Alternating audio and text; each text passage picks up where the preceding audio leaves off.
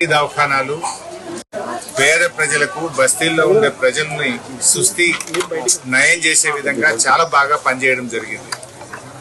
ఆనాడు కేసీఆర్ గారు ముఖ్యంగా హైదరాబాద్ నగరంలో బస్తీ ప్రజలకు ఇబ్బంది కలగొద్దు, బస్తీ ప్రజలకు తమ వాకిట్లో తమ గడప దగ్గరనే వైద్యం అందించాలనే ఉద్దేశంతో భారతదేశంలోనే మొట్టమొదటిసారిగా బస్తీ దవాఖానా కాన్సెప్ట్ ను మన హైదరాబాద్ లో కేసీఆర్ గారు ప్రభుత్వం తేవడం జరిగింది. మొత్తం రాష్ట్రంలో 450 బస్తీ దవాఖానాలు పెట్టి అందులో 350 బస్తీ దవాఖానాలు హైదరాబాద్ నగరంలోనే పెట్టడం జరిగింది. ఆనాడు బస్తీ దవాఖానాల్లో 110 రకాల మందులు ఉచితంగా ఇచ్చేటువంటి ఫెసిలిటీ, 134 రకాల పరీక్షలు, వివిధ రకాల ల్యాబ్ టెస్ట్లన్నీ కూడా ఉచితంగా చేసి పేషెంట్స్ యొక్క మొబైల్స్ కు పంపించేది. కానీ ఇలా 2 ఏళ్ల కాంగ్రెస్ ప్రభుత్వం వచ్చిన తర్వాత బస్తీ దవాఖానాలకే సుస్థి పట్టుకున్నది. ప్రజలకు సుస్థి చేయాల్సినటువంటి దవాఖానాలకే ఇలా సుస్థి పట్టింది.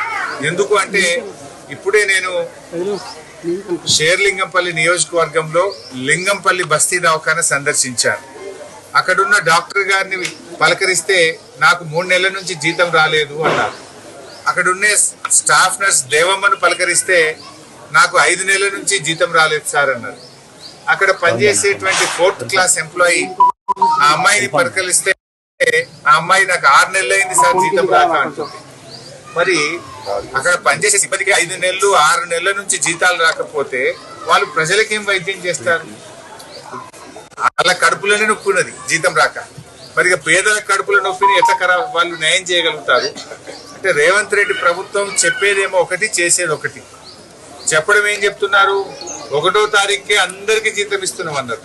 మరి వీళ్ళకి 6 నెలల నుంచి 5 నెలల నుంచి ఆ డాక్టర్ గారికి, ఆ స్టాఫ్ నర్స్ కు, అక్కడ పనిచేసే కంపౌండర్ కు జీతం వచ్చే పరిస్థితి లేదు.